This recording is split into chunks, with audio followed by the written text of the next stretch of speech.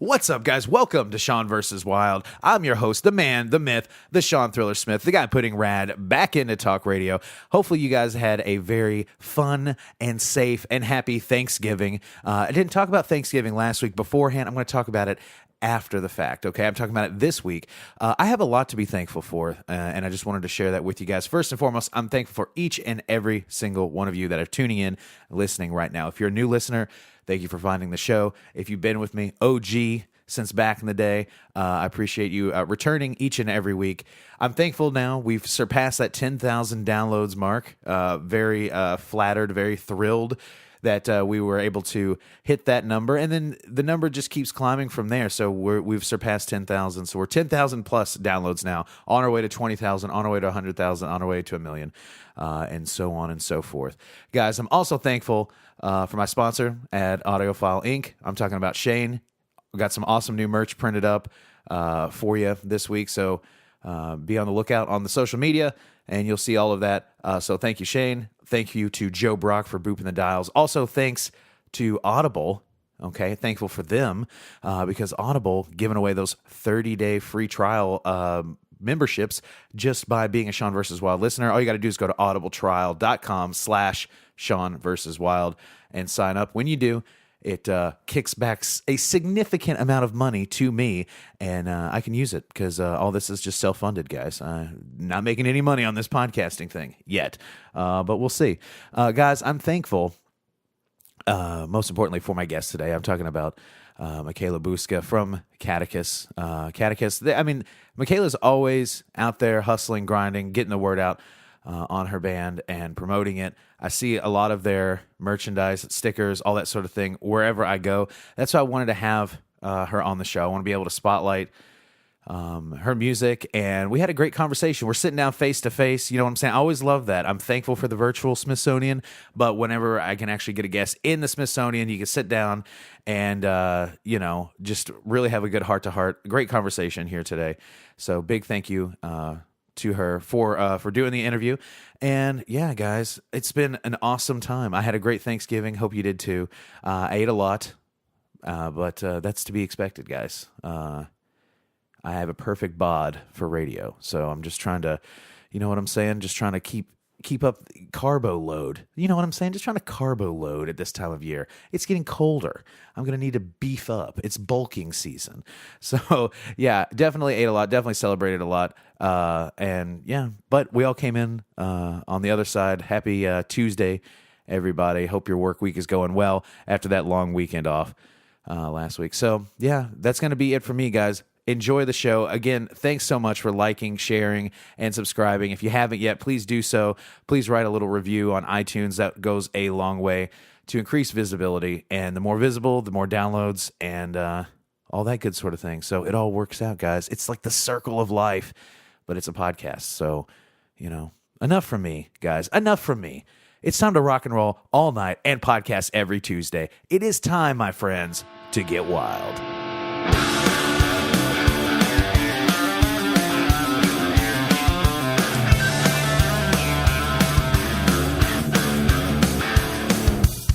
Potty with it. Da, da, da, da. So yeah, we just took turns licking the salt lamp to make sure that this salt lamp is authentic. It wasn't a sweaty salt lamp. It could be more salty. I'm just saying, we didn't actually straight up lick this salt lamp, but we just touched our fingers and then touched the lamp and then touched our fingers again, but this time with our tongue. Again. But yeah, now I'm just saying that's a weird thing, but I had to make sure that this is 100% an authentic salt lamp. Yep. Because otherwise...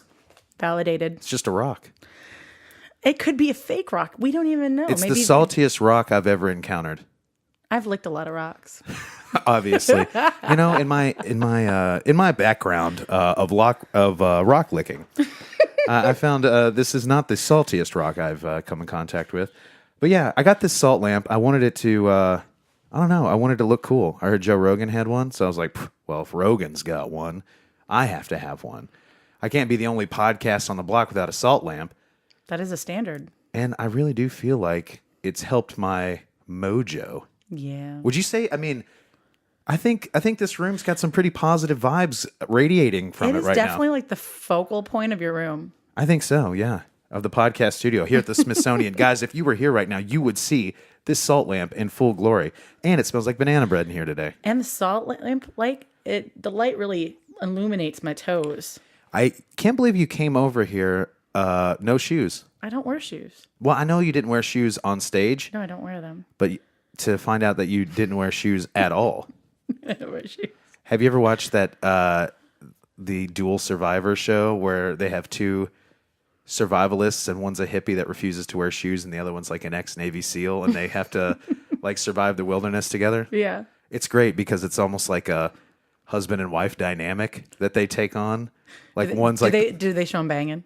No, I don't think it's on this. Maybe on the DVD seasons. I don't know. Just kidding. That's not their dynamic. They're not invested in love, but they are invested in survival. But it is so weird. Well, when it's cold, you have to huddle for warmth. That's true. So but one's like things kind of happen. One's more like the hunter, and the other one's like the Mother Nature like gatherer. So the dynamics are. It's what a bunch of kooky adventures that they get into. I believe it. So yeah, guys, this isn't just the Dual Survivor podcast or the Salt Rock Licking Championship of 2017. This is the Sean versus Wild podcast. And I'm here with Michala Bouska. She made me say it. She said I had to say it really ballsy. Yeah, you basically got to, dig deep into your ball sack and say Bouska. Gotcha. It sounds very, I don't know, Russian to me maybe? Check. Mm-hmm. Well, I better check myself before I wreck myself. Right? I sound like a Russian mobster if I say my name right. Well, say it for everyone out there. Yeah, you said Michala Bouska. See, yeah, you said I sound like I'm going to kill you. You said it way cooler than I did. I did. I'm going to have you introduce yourself next time. Yep. On take 2, obviously. Yeah, on round 2.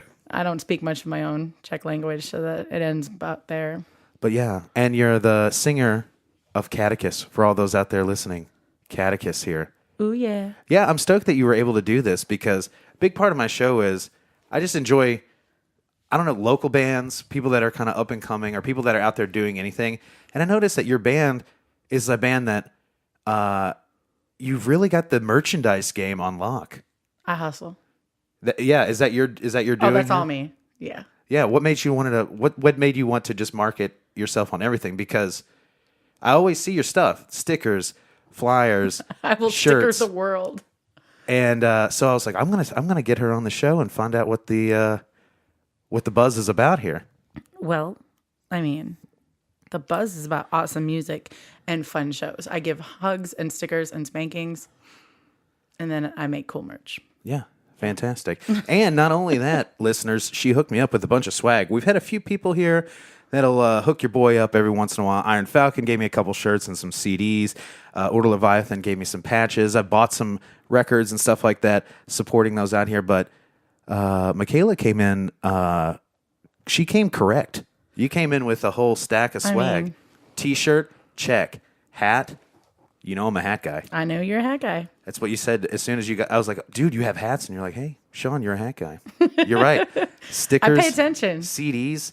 It's all there. Uh-huh. Well, thank you very much for the swag pack. I can't wait to enjoy all of this music. Right. So tell me, let's just start from ground zero. Tell the listeners out there about Caducus. How did it start? What's going on with it? Well, so there have been rounds of Caducus. I've had the name since I was about 13. When singing in Latin, it's a Latin word, means fallen. And obviously they're always talking about religious stuff in choir, when you're singing in Latin songs. But it just stuck with me. It was my favorite word from that whole time period. And so in my brain, it was always like, that's going to be my band. So when I got in bands, I've used it 5 times. Yeah. in about 14 years, 15 years. Well, if it isn't broke, don't fix it. That's what I'm saying. So anytime I get in a new group and I say, hey, I want to be Caducus, if they say, sure, then I snag it right there. Then it's mine again. And then I'm Caducus once more. Hey, well, that's fine. I mean, I'm a big fan of Kiss, and Kiss has had several lineups over the past 40 years. I don't even remember all the names of my past members. I don't. Baby, yeah, had a SHIT load, if you will. You can even swear on my show. I just decided not to there. That was kind of funny. We had a shitload of members. Pretty much anybody in the local music scene ran through our door at one point. So Right. My Caducus has streamed through Minnesota, Iowa, and now Indiana, Kentucky. So four states about. And to tell you the truth, I can't remember all the people that were involved in them through the years. But this round has been about 4 years in the making. I'm the only original member again from this round. But my current lineup, I feel really good about. Mm-hmm. They're all dudes. I really enjoy them. They're all really talented. They don't prepare for tour well. They only brought one pair of underwear and they were wearing them, so that's never good. That's a dude prep right there. It's a dude thing. I even bring deodorant for them. That's probably a good idea. I'm like the mother of this group, and I don't even like kids. I'm like the mother of the group. I'm like the female mother figure of the group of dudes. I hate being female motherly. I'm not that person. I'm the one that'll beat them and say, "Get the fuck out there and change your clothes." But yeah. So where did you where do you come from originally? Because I know you ain't from around here. Iowa, northeast corner farm. That's where I've licked all the rocks. We had to pick rock yes. out of the fields, so we don't rock was our damage main equipment. cash crop. People give me crap about that all the time. They're like, "Do you harvest rocks?" No, bitch. We just don't want them to damage our combines. Like, we got to get them out of there. So, how does it feel to be like probably the second most popular band out of Iowa besides Slipknot? Pretty awesome. Just saying. So, how did you? Where did you start? So, what makes you want to play music? Actually, before you even talk about starting Caducus, like, what made you want to play music just in general? What made you go that route? Well, honestly, it was never like a thing I wanted to do. I just do it. I feel like my soul is dying if I don't sing. So I quit periodically, and that's why it's been so many like rounds of Caducus. And I've been in I've called my band other things too over the years, or bands I've jumped into. And then I get in these down periods, and I'm just like, oh, I hate my life. And then I start singing again, and it's like everything's where it needs to be. But I don't know, when I was about 3, I thought I was Elvis, and my dad was like, "Oh, you're a girl, you don't get to be Elvis." And I'm like, but I got the lip and the hips, and I'm all shook up. I had it all down. And he was like, no. I was like, so at 3, I had to figure out who else I wanted to be instead of Elvis. So who did you decide you wanted to be? Buddy Holly. Oh. Yeah. Buddy Holly's my one of my absolute faves, actually. I carried a little orange Buddy Holly tape, the best of greatest hits of Buddy Holly, little orange tape in my pocket for years. I had that thing I think I scammed it from my dad when I was 2 or 3. And it died when I was 12. It got stuck in a tape deck. Probably one of the hardest cries I had over something that didn't die, like literally die. Yeah, I had a Girls Gone Wild VHS tape. And the same thing happened. Did you cry when it got eaten? One of my absolute favorites. And then one day the tape deck ate it, and that was it. So it was the worst day. I was totes bummed after that. I was like, no, Buddy Holly, no, come back. And there was no saving it. It was done. It was jammed in that tape deck, and nothing was fixing it. But I used to take it on the bus with me and stick it in every tape deck I could find. People hated me. Buddy Holly's greatest hits.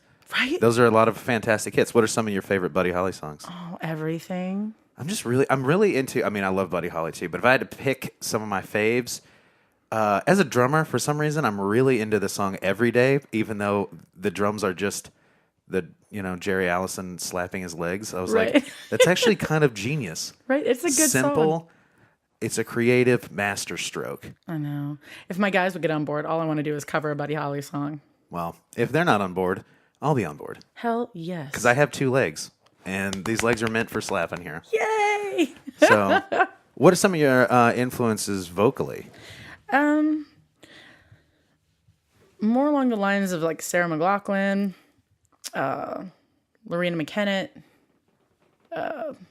Dolores O'Riordan, Alanis Morissette.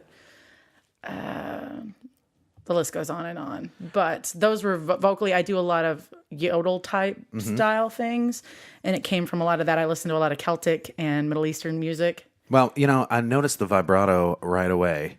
As a drummer, I'm guessing that's the term, vocal. But I noticed the vibrato right away. Right. And I mean, it's funny you said Alanis Morissette because I was hearing a little of that. The Cranberries was like a big one that I picked up on. Oh yeah, Dolores is my hero as well. And see, I didn't even know her name, Rats, because you said her name earlier. I have the worst memory, the worst. So people mention their favorite musicians and bands. I just give them blank face because I have no idea who they're talking about. I only pay attention to vocalists if they're good. Otherwise, I don't even know them.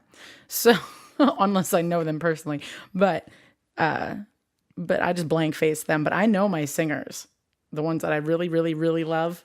I know them. So I definitely heard in your field, I feel like it's pretty easy for a band, a female-fronted band, to either, I don't know, kind of be typecast as like, oh, this band sounds like Paramore or Evanescence or, Lacuna Coil or Arch Enemy or so many of these bands that just kind of have iconic front women, Hailstorm. But that's kind of the one thing that I did like, or one of the things that I guess jumped out at me amongst many. But that's one of the things that jumped out at me when I heard your single. I was like, you don't really sound like anybody else. It sounds very classically trained, but with a lot of vibrato. yeah, and I'm working on my screams. I am not a screamer. I'm not. Just save your voice. It's a lot of work, though. But so I've developed this thing that people telling me is cool. I say, okay, I hope so.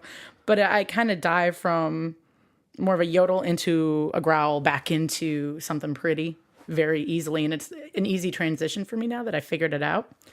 So I don't do a lot of screaming, but I periodically just kind of in and out of it. Yeah. Yep. For people listening at home, just a pew, pew. You know what I'm saying? We're doing the same hand signals, and then it goes. But you can't see what these hand signals are. You can't. So. We can see them though. But yeah. So that's. I'm trying to make that where I feel very comfortable with how it sounds. Right. But otherwise, yeah, I get compared to bands that have a female singer that people just know a lot, even though we don't sound like them. Yeah. And that's kind of irritating. Just because I have black hair does not mean I sound like somebody. Well, it's one of those things, too. I actually talked to a gal named Jenny Cochran that's the front woman for a band called Frederick the Younger, and we kind of had a conversation about how funny it is when people come up to you and say, hey, you guys sound like this band, because it might not even necessarily be a band that you even remotely sound like, but to them, it might be just the only band that they know. Exactly. So especially with a chick subjective, singer. They're just like, hey, their mind latches onto the first chick singing band that they know of. And Evanescence. Exactly. Paramore. We don't sound like Evanescence. We don't at all. But apparently to the world, we do. Well, hopefully on this podcast, you'll be able to just, wake them up. Please. Oh. No. So, yeah. And then what brought you from Iowa to Indiana? Well, I'm kind of nomadic. I believe I have gypsy blood in me. I can't stay put. I've been here too long and it's, gives me anxiety. But I stayed for the band. But originally, I moved here for an ex-boyfriend. I'd gotten done with college at Iowa State. And I moved down here, and then it was going to be a year here and then go to Colorado, finish school. But then I didn't get moved. I'm no longer with the same person that I was with. I got with this band, and I stayed for the band. And basically, not to deter it into like a sad path of conversation, but in 2013, my mom got killed the day after our first show. And music had always been the thing I wanted to do. Right. But so my mom got killed. My parents got hit on their motorcycle. The girl was texting, ran a stop sign. So I'm not cool with you texting and driving. Don't do it. But so she died. My dad was in the hospital he was in ICU for about 2.5 months, hospitalized for about 3 months total. So when I came back after all of that, I was like, I put my foot down. I was like, this is what I'm doing because my mom, that's all she ever wanted me to do was sing. That's it. She was like, I don't care if you do anything else with your life, just sing. She's like, you owe that to me. And I'm like, do I? I'm like, I kind of do. Like, I was her firstborn, C-sectioned. Why? Because I lied. In the ultrasound, it looked like I was choking. They got in there. I wasn't. I just didn't want to go out the hard way. Ah, yes. I was like, come get me. So yeah, I kind of owed it to her. But so that's when I got back. I started, getting things organized. And, the original members, like I said, they weren't on board for long tours or serious commitment. And that was fine, whatever it is. It is what it is. But so that's when I was kind of like, well, this is the direction I'm going. You're with me or you're not. So. Well, now you got with that. That's almost seems like you now have like an extra fire underneath you to do this. But it's also too kind of frustrating, I would imagine, too, whenever you do deal with people that maybe aren't as committed as you. It gets really frustrating. That's like the life of anybody in a band, though, it seems like. Well, I work 3 jobs to support my band.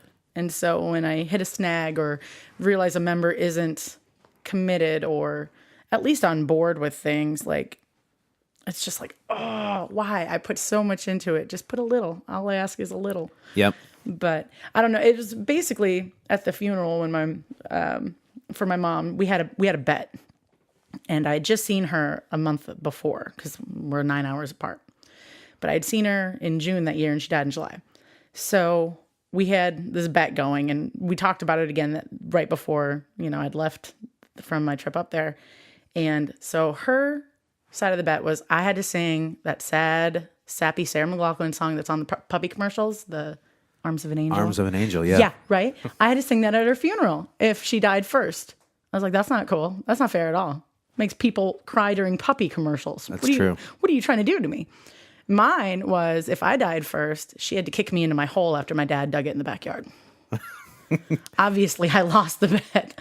She won. Now somebody else has to kick me in. But so I sang that stinking song in the middle of a cemetery in front of like 500-600 people, however many people showed up, a cappella in the middle of a cemetery. Do you know how the wind does not really give you, I have no idea. You don't sing outside. No, I'm a horrible singer. I barely sing in the shower. You barely sing in the shower? Everybody sings in the shower. From time to time, belt out a little something, but rarely in public. Right. But so I'm sitting there singing this song a cappella in the middle of this grassy cemetery in front of all these people. And I was like, you know what? If I can do this for her, I'm like, then, that was the point where it all switched in my brain. I'm like, this is what I'm going to do. Right. If you can do that, you can pretty much do anything in front of anyone. I can cry. I had that shit. Because I knew if my mom was watching, she'd be like, you better not cry. Don't mess this up. Oh, that was a bad note. She would just be sitting up there doing that. Because that's when I sang in the shower, she'd listen in. And she'd be like, I'd be just singing random stuff, making stuff up. And she'd be like, that one note was flat. You should do that differently. I'm like, it's not even a real song. I was just messing around in the shower. I wrote it flat. Thank you much. Right. That's how I wanted it. That's exactly how I needed it to be for the angst. Right. And she'd just be downstairs. She'd actually sit outside the door sometimes or sit at the bottom of the stairs. And when I come out, she'd be like, I really like that one, but that one part, I didn't like that. I was like, it's shower singing, leave me alone. But I was so shy growing up about singing. People thought I had epilepsy. And so I very rarely sang in front of her until I got much older. But yeah, so she'd kind of sneak into wherever she could hear me singing and like perch and then attack me when I got out. Be like, oh my God, sing again. I'm like, no, I'm not singing again. Well, you have a great voice, so she obviously gave you some great information, Maybe. gave you some great insight and some great advice. Maybe. If you have a gift, you got to go for it. That's what she always said. You got to at least try. Shit. That's what she said. But I have like panic attacks. That's why I couldn't do opera. I couldn't audition. Like I literally would like panic to the point where I'd shake so bad, I'd fall over, pass out, go into convulsions because I hit my head again because I have a lot of concussions. And then they were like, oh yeah, you'd be really good if you didn't have epilepsy, dear. And I'm like, I don't have epilepsy. I'm just nervous. I'm just that nervous. In choir, I had a friend who would be prepared behind me that as soon as I started to fall over, he'd grab me. He got me most of the time. Well, how do you get over it now? Honestly, singing in bands is what did it. Yeah. Singing alone, singing like other people's songs, opera or classical, whatever, covers, even karaoke scares the crap out of me still. Well, it's pretty personal because it's just you. Well, even that, I don't know, singing other people's songs makes me super, super nervous. My stuff, I get up there with my band and I can't recall the last time I actually got nervous before a show. Yeah. Well, maybe it's because, you're up there. That's one of the beautiful things about being in a band is it's not just you and it's you and all your friends, like just having a great time and the energy's up. And if one, even if you're not into it, if you look over and somebody in your band is like super into it, it's gonna be that feeling where you're like, oh, okay, now I'm getting stoked too. Right. My adrenaline's getting up there too. Like we're gonna have a great show, or if the crowd's into it, you know. Yeah, when the crowd's into it, it's just a great, because I love to like work with them and interact with them and bring them in for hugs and spanks and friendship. So yeah, when they're getting into it, that gets me more into it. It's 2017, man. How are you still getting away with spanks? I do what I want. Not spanks, paddle spanks. Paddle spanks. That's it. Yeah, I got a little spiky paddle and I crack them. Had you ever come to a show, you would know. Hey, Hey, I'm gonna. I'm just saying the word's out on you guys, and I had to have you on the show. So maybe I'll come to the next show. Maybe. So, and I just happened to see you for the first time, and this is like the first time in my entire life where I've actually ran into you more than once a year. It seems like I've ran into you before. Yeah, when I was working at New Albany Production House, I think we ran into each other a couple of times. Yeah. And then... But because I've been going, I went and saw Fozzy, and because I went and saw Assuming We Survive and Trace Cyrus's band, Metro Station. Metro Station. At the venue you work at, I happened to Yep. see you twice in like 3 months. So I was like, you got to get on this podcast. You got to do it. This is true. Well, I'm glad that you made it over here. Me too. You know what I'm saying? I know you said you'd be nervous, but you're natural. I didn't say I'd be nervous for this. Yeah. How's your lemon water, by the way? It's fairly good. I put it in my little Sean vs. Wild koozie. Is that what you call them? See, I don't drink, so I always forget the name of these things. Well, anybody can use a koozie as long as you drink something out of a can. Doesn't have to be beer. I very rarely drink anything out of a can. Really? That was the loudest drink. Let me do it again. Possibly. Not nearly as loud. No, Damn, that I was nailed just it the first that was time. a fluke. And it's funny too because that's probably the first time in every podcast where in any of my podcasts where it's been so blatantly you just I totally took a drink. Yeah, well, I don't know if I mentioned this on the show already, but lemons were you can only buy. I was like, oh, I want to get some water and some lemon per your request because I usually listeners, if you want to be on the show, one of the perks is you get a beverage of your choice. Most of the time, it's alcoholic because that's the choice that people will make from time to time. But I've bought Diet Cokes. I've bought Muscle Monsters. I've had a few different things, and you just requested water with lemon. And I was like, I can do this. Right. And then when I realized I had to buy 12 lemons because I couldn't just buy one, then I had to settle for a bottled water with lemon infusion. I mean, it works for me. I was going to say the six bottles that I got probably cost just as much as the 12 lemons. I could have set you up with tap water and a bunch of lemons, but right. You know what? I strive for my guests. How is it? Is it good or not? It's pretty good. You can say no if it sucks. No, I mean, does flavored water ever really suck? I think flavored water is never really all that good. Really? I would rather just drink regular water. I don't know. There's some good flavored water, man. Well, maybe I just don't know. See, I like the energy, not the energy, but the energy ones are tight too. But those Mio type squeezy flavors Some of you those put are in okay. water, I'll deal with that. Sometimes they taste too much like Kool-Aid. I just don't like Kool-Aid. Kool-Aid, take it. Tang, I'll take it. But if I get a bottled flavored water, I'm like, this tastes like crap. This makes my stomach hurt. You like the cheap crap have flavor powders. I have white trash taste. What can I say? Apparently, you drink that grape drink. I would. I bet you would. Yeah, I did. And I like to make my Kool-Aid way sweet, so that way, it just like hurts your stomach after a second. I'm a sugar junkie, but I hate Kool-Aid. I hate candy. I like chocolate. Oh, gotcha. All right, well, we're going to play this game at this point of the show because I just asked this question the other day, and now it's your turn, okay? Uh-oh. What are the best candy bars? Not sour, not fruit-flavored things, but the best, what you would find in the candy bar section Snickers. of the gas station. Obviously. Snickers is number one for you? Obviously. What's your top three? Snickers, Almond Joy, and probably Reese's. See, we have very similar. Mine would be Reese's is number one. Snickers is number two. Twix, number three.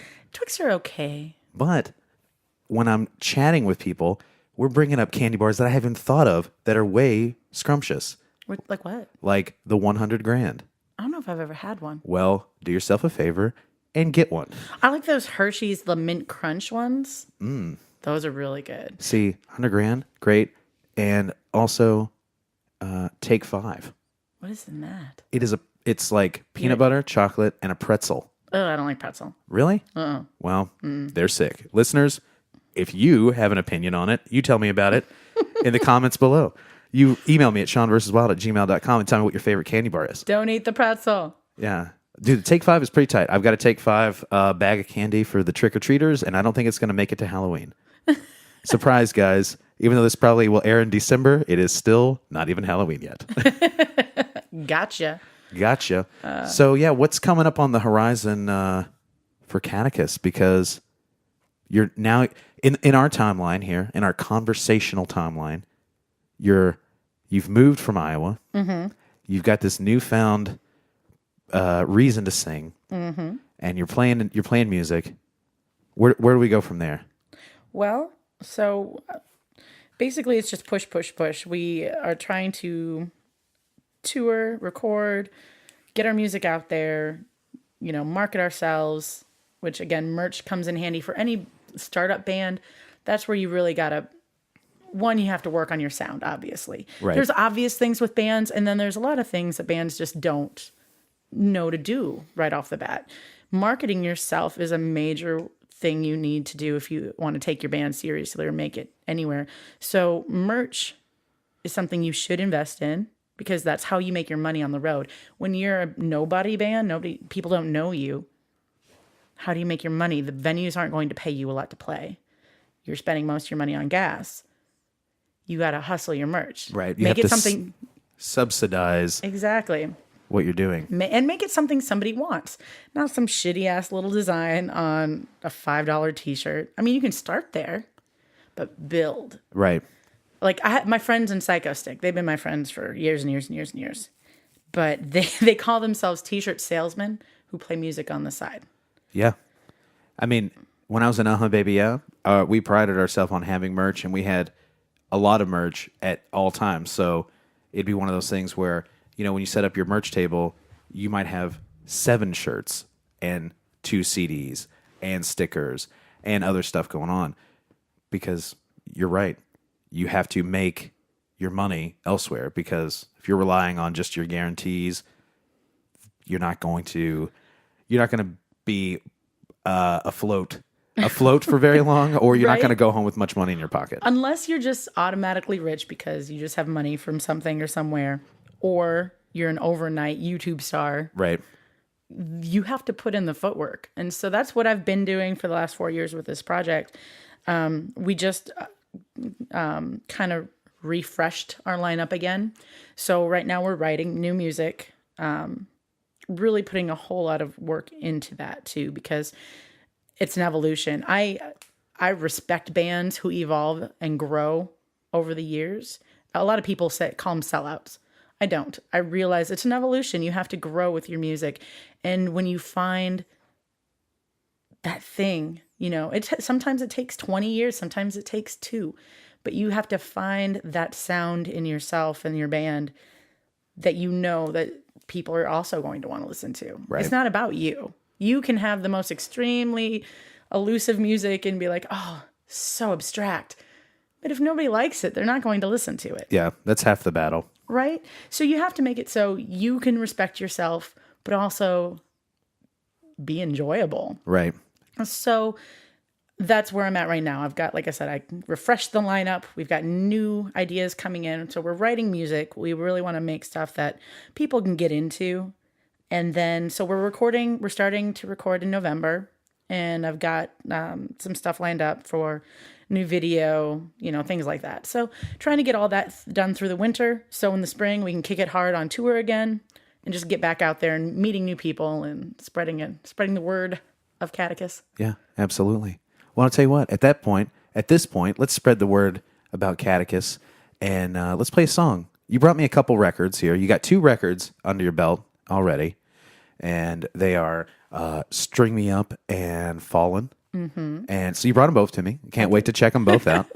And we were talking about playing Sanctuary, which is your single, which you have the video for.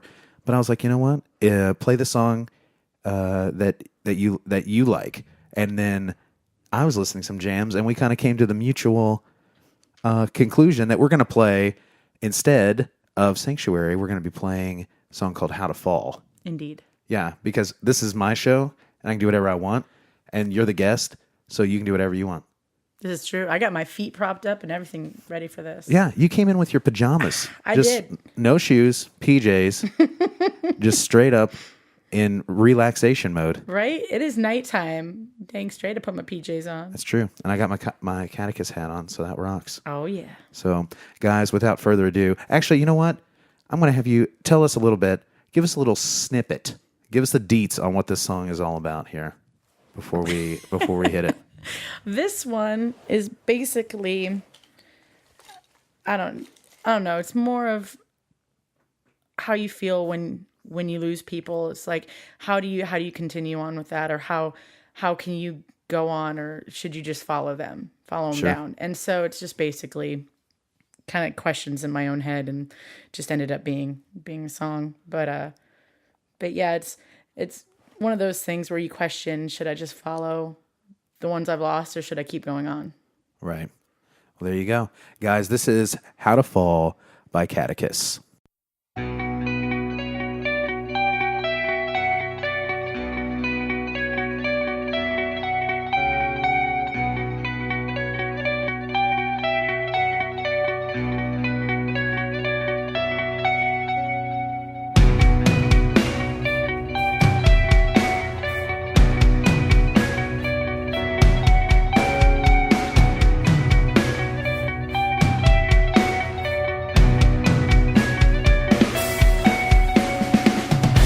The blood flow, let your colors show. Giving up now, like you did long ago. We've known all along it would come to this. I need you now to show me how to fall. Show me how to fall.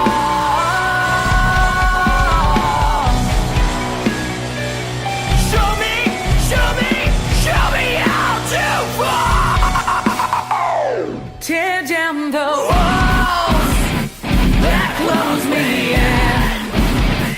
I built them up, so knock them down. Thicken your skin. This world has claws.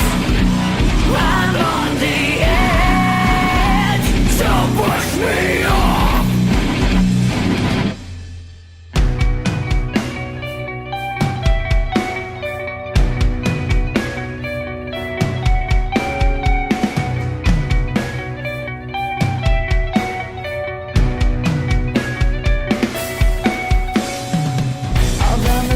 I made of hidden away, giving up now.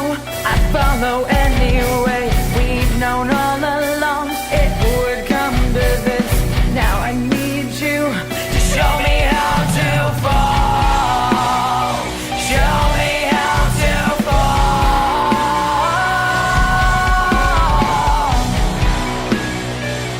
Show me how to fall. Tear down the walls that close me in. I built them up, so knock them down. Thicken your skin. This world has claws. I'm on the edge, so push me off. Tear down the walls that close me in. I built them up, so knock them down. Tear down these walls that close me in. I built them up, so knock them down. Tear down the walls that close me in. I built them up, so knock them down. Thicken your skin. This world has claws. I'm on the edge, so push me off. All right, guys. How to Fall by Caducus. We made sure to be super silent during during that song break. I was holding my breath. I did go and get I did go and get one of those lemon waters, and it's not as lemony as I thought it was going to be. But it straight up says, like I said, it's not like lemon's going to make you go with your face. You can't see that, but I made like the lemon face. You know what I'm saying? It's less lemon than a lemon slice in a glass of water at a restaurant. Lemon essence. It's just a hint of lemon. Yeah, with unsweet lemon. So it's not even like overly sugary. See, not Kool-Aid-y, which is good. See, as long as you like it, then mission accomplished, okay? Our guests are satisfied here at the Sean vs. Wild podcast. Mm-hmm. So, yeah. And that's off of your second album, Fallen. Indeed. And as you were mentioning before, you've got a third album in the works here. In the works, indeed. I'm pretty excited about it. By the time this airs, you're already going to be in the studio, woodshedding, workshopping. Panicking, having anxiety attacks. Jordan hasn't experienced this yet, so. Yeah, that's a name that always comes up on the podcast. Jordan Haynes, big shout out to you. And Indeed. I know you're going to do awesome work on the upcoming release. Has he ever not? That's really the question of the day. Has he really not? And the answer is no, he never hasn't. Right. Use a lot of nevers. Yes, he never hasn't. Never hasn't. So, what's the general vibe and theme of the new album? Are you thinking here? Honestly, I don't know. We're still writing, so we've got a couple of the songs ready to go, and we're also debating on whether to make it an EP or an LP. Really, it depends on money, time, and how we want to market the album. Sure. If we want to do multiple releases prior to the, single releases prior to the full album release, or, how far we want to extend it. I definitely want to do a lot of touring next year, so I want to time it just right. Right. It seems like we're in a business right now. The music business in general is very much like it's almost it's single based. You know what I'm saying? Like exactly. So putting out an LP, I mean, if you got the money and you got the time, go ahead and go for it. But an EP works just fine because ultimately you're just going to be putting out singles and music videos. So right. Exactly. However many of those you put out during your album cycle. Yeah. We're hoping to have the first video out for the new album along with like a full release. So hopefully by December, first release of the single and first out like video off of that will also be out. So that's the goal. You always got goals, and then a lot of times you don't meet them, but that is the goal. Yeah, see, that's the important thing, though. The important thing is to have a goal and just work.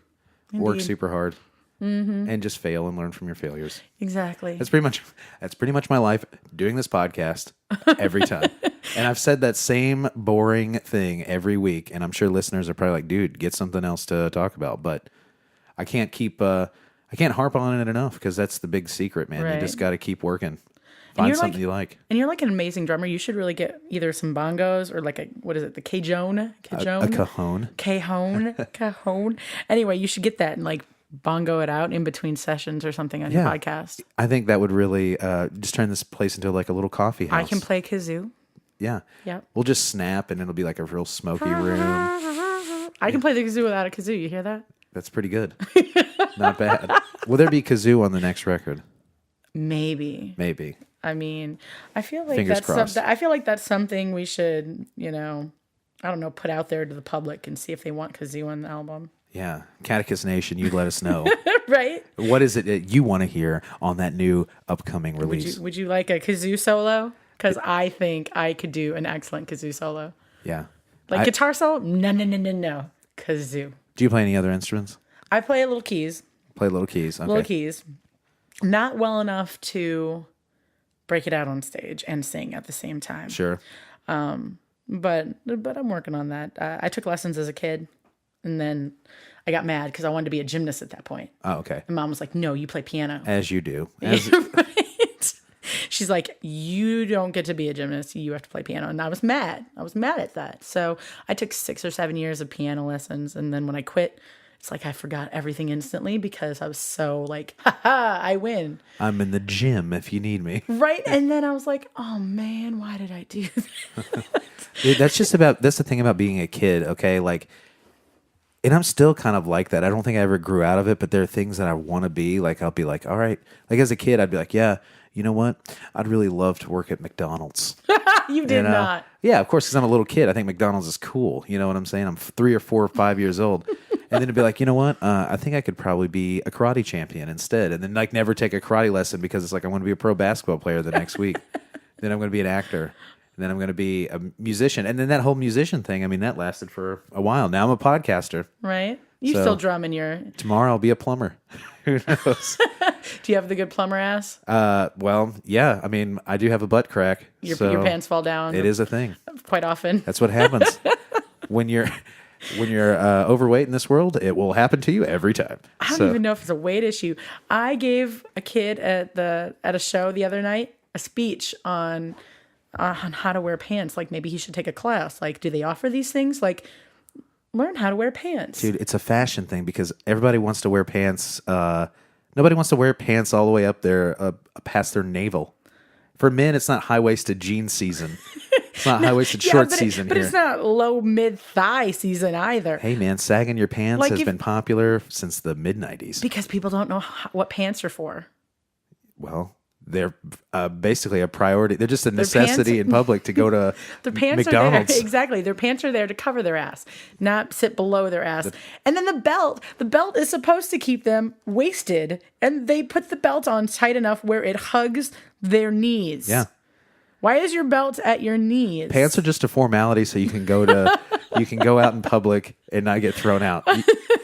Actually, you know what? That's a lie because you got to have shirt, you got to have shoes, or else you're not going to have service. But pants, I guess that's optional. Well, shirts. I've seen people run into places with no shirt and not get harassed about it.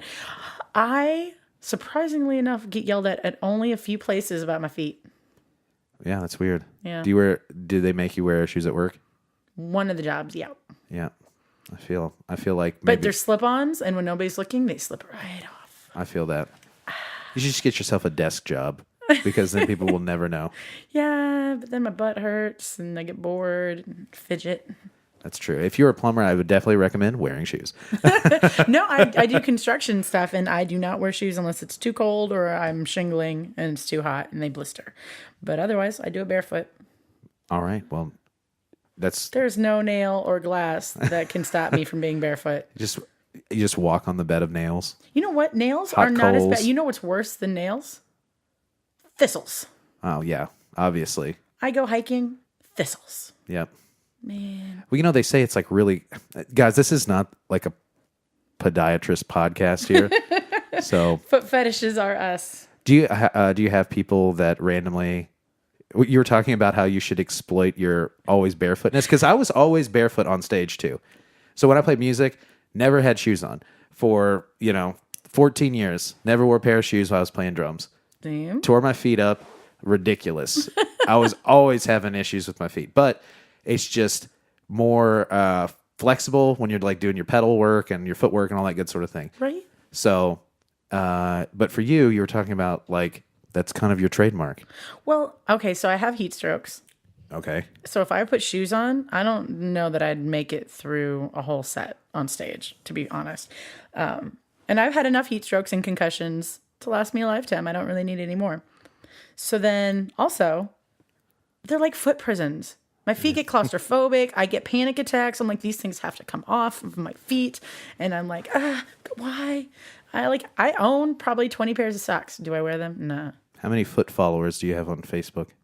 I don't know on Facebook. On Instagram, I know I have a handful, but I think I should like legit have my like specific foot Instagram and be like, hey, for more pictures, send money to this. Send money to this private Snapchat. I'm going to prostitute my toes. They're not shy. Honestly, maybe you wouldn't have to work one of those extra jobs. That's what I'm saying. And I don't think, I'm fairly certain, I haven't checked the laws, but I'm fairly certain foot prostitution is not illegal. I don't know. I'm sure it's probably not. Honestly, people are doing worse things on the internet for money than that. So. And I can put like a little clause at the bottom that says these feet are over 18. Yeah, there you go. 18 plus. 18 plus. Dude, there's I'm sure there'll be plenty of people out there that would be interested in that sort of thing because on the internet, there's just a little something for everybody out there. Right? That's what I'm saying. I don't have a foot fetish. This is just naturally how I am. I am very clumsy also. So barefoot, I can, get get around anything. I can climb stuff, shimmy up trees and up muddy hills. And Yeah, and Caducus Nation, if you want to see more foot pics, just DM Sean vs. Wild at gmail.com with $50. he'll be my middleman. Yes. Of course, he's going to take his cut. Yeah, so, we've got this new business that we're really just trying to get off the ground. It's not a pyramid scheme. Sean and Michala versus feet. There you go. And besides the foot business, you were talking outside, because we were just talking about playing music and what our ultimate goals are. And you and I kind of always it seems like you and I had the same type of goal. I used to have that goal when I played music. You have it now. But it's just to be able to have that work that one job. That job be your passion, be music, pay your bills. You don't have to live super duper fancy or anything. Nope. But you do have a passion that you were telling me about outside of music. Yeah, I actually went to college for my major was animal ecology, and if I go back, it'd be wildlife behavior. And I am happy as can be in the middle of the woods, tracking mountain lions and such, and studying behavioral patterns. But other than that, it's music and that and music. So it's traded off and on throughout my life, where my main focus will be my animal career, and then it'll switch back into music, and the animals are, I still continue that stuff, but it kind of just flip-flops. And I've done a lot of rehab stuff, a lot of volunteer stuff. Like I have 2 rabbits, a cat, 2 dogs, a horse. They're all adopted. They were all abused or needed homes, and I took them in. So Animals your passion, huh? yeah. I work in the pet insurance field, so animals are kind of my passion and my work. I need pet insurance. Well, hit me up after this is over. How did I not know this? So, yeah. But I see a lot of your... Because you and I have been chatting a lot back and forth just in preparation for this show. But I have seen you make trips back to Iowa, and you've got your whole horse farm out there. You got your whole horses... Yeah, I had a lot of horses at one point. I was breeding and raising horses, and I got out of that, moved around, went to college, all that stuff. So I had 4 horses left when I moved down here. I brought my 2 boys down. They have since both passed. So I did adopt this Peruvian peso back in 2013 that wasn't necessarily abused, but he was neglected, abused. Right. So he had a lot of issues. He still does that. We do corrective shoeing and medication, and I board him down here. So I only paid an adoption fee for him, but it costs a fortune to board him down here. But I love him. He's adorable. And I originally got him as a companion for the one that was left after my one boy died, my Arabian that I'd had 18 years, and he just died back in November. He was everything. He was my boy. But so I got him as a companion horse for him because I couldn't afford to bring my 2 girls down. They're still in Iowa. So if anybody in the Louisville, Southern Indiana area knows of an acreage for rent or rent to own, PM me on Facebook. Find me. Please let me know, because I need this. I need to bring my girls down because they have been with me. The one is 21, the other is 19, and I've had them their entire lives. So, but they are still up in Iowa with my dad.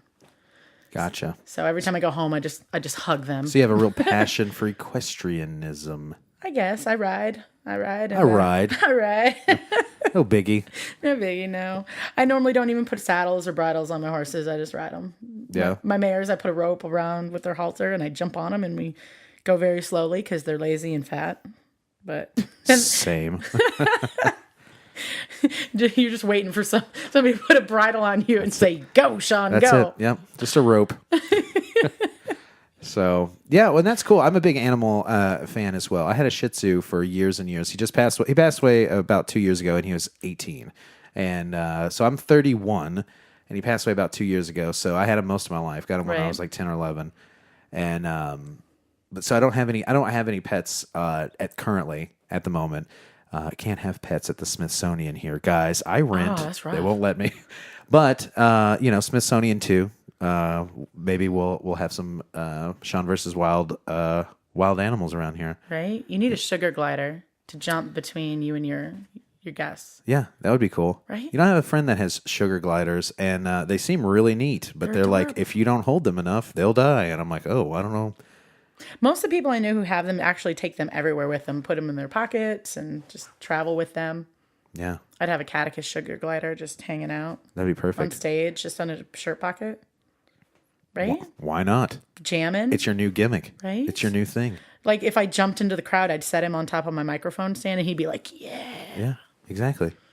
Be pretty sweet. But then I feel like he would take cue from me and dive into the people too. And I feel like that'd be a bad move at a rock show for this little sugar glider to people dive. For animal safety, probably Yeah, not a great no, idea. Not a good idea. Which animal's best?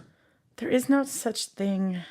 But if you had to pick one, like we picked I can pick candy bars. my least favorite, which is humans, obviously. Obviously, yes. They are dirty, filthy creatures. But but I can't pick best. Like I'm a vegetarian, but I'm more of a carbivore. I don't really like vegetables. But personality-wise, I'm more of a predator as opposed to a herbivore. I'm not a prey species. So I relate really well to predatory mammals, and that's what I really wanted to do research on with going back to school. But again, I love my horses. I love deer. I've rehabbed so many things, raptor birds and squirrels and rabbits, and I'm telling you right now, Sean, there isn't a best one. They're all my family. I love them all. That's what you might be the wildest wildling because you're so in touch with nature. So yeah. I can't even have a snake because I cannot say, "Oh, my friend mouse, you will be eaten by my friend snake." I can't do that to them. Yeah. If they were just in my backyard living And their part lives, of the ecosystem. yeah. If I had like an ecosystem type of cage, like just it's my whole backyard, just kind of fenced in. I say, whoever eats whoever, I have no part of it. Yeah, it's a circle of life, guys. Yep. So, what are some fun road stories? I always like to ask everybody that too. What are some great stories that you can share with the listening audience? Road stories. We don't really have any sort of crazy stories yet. We did take a temporary bassist out on tour with us once, and he smelled so funky. Stunk up my van. I had to clean my van after. No comment about the way bass players smell. Why is it always a bass player thing? It's just part of their DNA, I think. This is like, I smell funny. I'll be a bassist. Hey, this will work out perfectly. I already smell. Right? No, we made friends with a raccoon once. We shared our Mexican food with him. Honestly, we have all good experiences for the most part on the road. We did stay with one of my friends, and I won't name names. He knows. His place, I'm so allergic to smoke, and he did not. He's like, I haven't smoked in there for like a week. We went to his house, and I thought I was going to die. Straight up. I was like, no, I'm going to physically just keel over right here. If you need me, I'll be in the van. Right, pretty much. But yeah, other than that, like we've had waffle party down in Nashville with a bunch of our friends, and Is that anything like Blue Waffle or Lemon Party? it should be, right? I hope not. No. No, waffle party is legit a waffle party. Like waffles and fruit and Yeah, I'm into syrup and I was whipped telling you cream. guys, and I might have mentioned on the tour, but the perfect brunch, if you're ever out on tour and you want the perfect tour brunch beverage, we call it the Bromosa. And basically you just take the cheap beer of your choice and put it in a glass and then fill the rest of that glass up with orange juice, and then you just drink it. And it's called a Bromosa. So for any of you guys out there, if you have a hangover, give it a whirl. But that's just my advice. Michala doesn't drink. No, and honestly, the guys in my band, they're not heavy drinkers from my experience. I've seen them drink here and there, but nothing crazy. So I really don't have like drunken band member stories. I feel like I'm missing out maybe, but I'm glad I don't have to deal with it. You're not missing a thing. I'm so glad I don't have to deal with that. You're not missing a thing. Well, what's some advice though? Because we've been pretty opinionated as far as I feel like once I turned this talk boy on pause there to play your song, we had great conversation. But what's some advice that you can give people out there that want to play music, or that they are playing music, or they're touring or something like that? What's some advice that you can give them to help their journey Honestly, be a little easier? Share knowledge. Have an open mind to the advice that you get from other people. don't think that you're better than what you are, because you can always improve. Always. I don't care if you are the most amazing singer. I don't care if you're Celine Dion. I bet she still has a vocal coach. Probably. You know what I'm saying? Like, there's always room for improvement. There, you can always take it to another level. You can always just find clever ways of doing something that somebody else might enjoy. So always be open to advice and criticism in a good way. Because I personally, even if I don't enjoy somebody's music necessarily, I will always try to find the good that I hear in it and give them advice on how to improve. Even if they're a baby band and they know 3 notes and they're just off key the whole set, I'll be like, hey, you know what? Your melody was good. Yeah. Work off that, improve everything else, rework that. But I try never to give negative feedback to people. Always find a positive and build off of that. And even if something isn't where it could be, let them know that, you feel that they can get there. Yeah. Because then they can. Like, the more optimistic feedback I get, the more I feel like I can do it. Right. Even if I'm not there yet. Right. And so many bands are negative towards other bands, and they just kind of want to keep other people down while they rise. And it's music. It's music. If there's something you want to hear, then why not help those people? Yeah, exactly.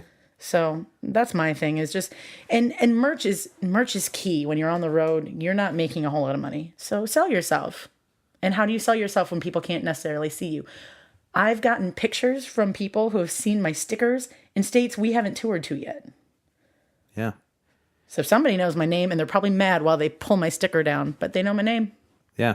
It's just all about, you just got to market yourself, and Right. you got to make your money one way or the other. And don't rely on people who hit you up and say, well, if you pay us this amount of money, we're going to make you. Make yourself first before you give anybody any credit for what you're doing.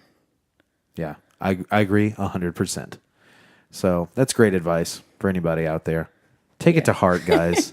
And I haven't made it yet, but I know a lot of people who have, and they put that work. Yeah, into but you're it. in the mix right now. You know what I'm Yeah. saying?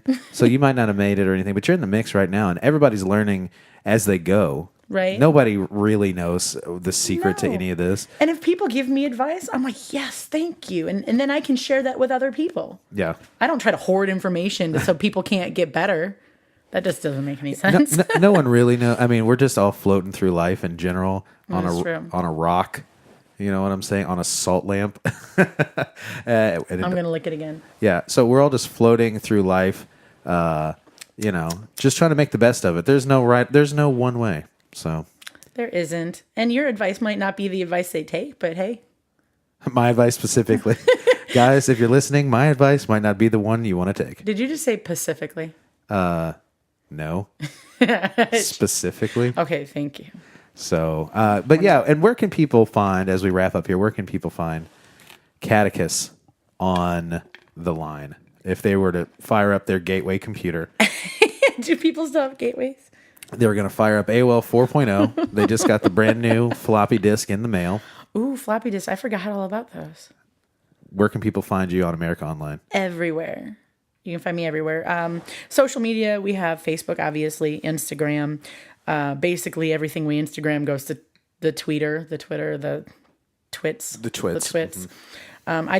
I don't personally enjoy tweeting, so I just linked it to my Instagram. So you'll see the same things. Follow the Instagram, because then you can see the pictures outright. We also have something called, I forget, it's not the Grinder thing, it's something else. I don't know, something else for bands. I don't know. Grinder, I don't think is for bands. I don't think it's Grinder. I think it's something else. But it's also synced to Instagram. So I just hit yes, send it there too. And then music-wise, we do also have a website, caducusmusic.com. That's where our online merch store is, where you can order things. And then I personally package it myself and I ship it to you. So all hands on. I have nobody helping me. Also, for music, you can find us on iTunes, Amazon, Google, Spotify, all of it. We are on iHeart, but it's I don't know how they mix their stations, but it's us and like Jefferson Starship. Oh. and Wow. then a couple of other 70s bands. And I don't know why we're associated with 70s bands. I don't think they know who we are.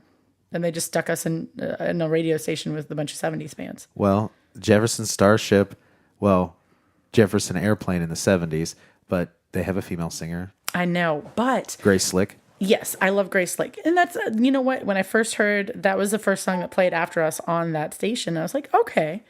And then it just continued to be weird, random 70s songs. I was like, this doesn't make any sense, iHeart. And I use iHeartRadio, and I'm like, how do I fix this? So I go through and I'm like, nope. And then it says no more songs in the radio station. I was like, oh man, I killed the station. So But it's on iHeartRadio. it is. I mean, they'll play some of our songs and then you have to listen to some random 70s songs, but they're usually okay. Just not similar at all. Well, there you go. Well, if you just want to have an eclectic playlist for your workday, there you go. Mm-hmm. And guys, if you like the podcast, you can. You probably know this. You can check me out on Facebook and Twitter and Instagram, and I'm on iHeartRadio as well. Ooh. Which I don't really talk about iHeartRadio that much, but I'm on that, and I'm on YouTube, and I'm on iTunes, and wherever you like to get podcasts. So please like, share, subscribe, and follow, and give me a 5-star Meow Meow Beans rating. What's a Meow Meow Beans? It's just a nice way of saying a 5 golden star rating. Oh, I thought that was like a thing. I don't know what the kids use these days. So yeah. So give me the 5-star rating. Give Caducus the 5-star rating. Join Caducus Nation. Join the Caducus Nation. On Facebook. We share some really random things. And on Earth. And on Earth. So I've had a great time. I thank you so much for coming over here and hanging out. I appreciate it. And it's been a good time. Joining me around the Salt Rock. Right. Feet freedom. We're both barefoot right now. We're both barefoot right now. Hashtag feet freedom. Hashtag foot followers. Hit us up at Caducus on Facebook, catechusmusic.com and SeanVersusWild.com. So yeah, foot Sean followers. versus Wild. But yeah. All right, guys. Thanks so much for tuning in. This has been another episode of Sean versus Wild.